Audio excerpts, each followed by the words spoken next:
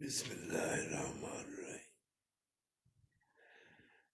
صبح خیر پیارے دوستو مرشد باغ سلطان باغ رحمت اللہ تعالی فرماتے ہیں کہ روح جو ہے وہ ایک عظیم انسان ہوتا ہے۔ انسان کی جو روح ہوتی ہے وہ روح انسانی انسان کے جسم میں شامل ہے، اور اس کی غذا جو ہوتی ہے وہ اللہ کا ذکر ہے، کیونکہ ذات پاک ہے اللہ، اور اس کا اسم جو ہے نام مبارک اللہ کا وہ اللہ ہے۔ اور جو اللہ کے اتنے نام ہیں سب کی صفات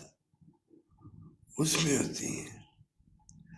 اور جب انسان اللہ کا ذکر کرتا ہے اللہ سے تو اللہ کی تمام صفات ان کا اثر انسان کے جسم پہ پڑتا ہے، انسان کے عمل پہ پڑتا ہے، پھر وہ اپنے روح کا تابع ہو جاتا ہے کہ روح انسان کو قرآن و سنت رسول صلی اللہ علیہ وسلم کے مطابق زندگی گزارنے کا حکم دیتی ہے، اور نفس جو ہوتا ہے انسان کا خواہشات وہ اس کو دنیا کی طرف لے کے جاتی ہے،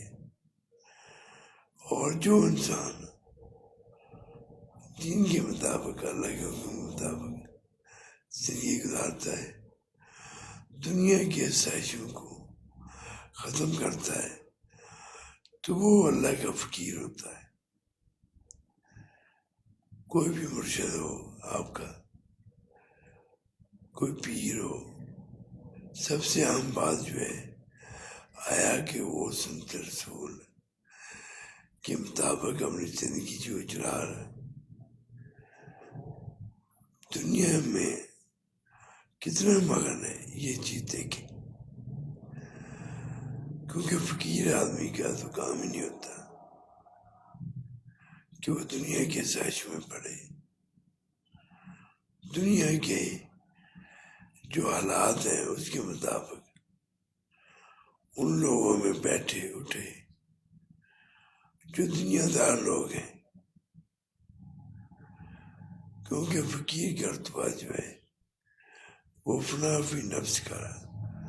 رتبہ ہوتا ہے۔ اللہ ہم سب کو دین کو سمجھنے کی،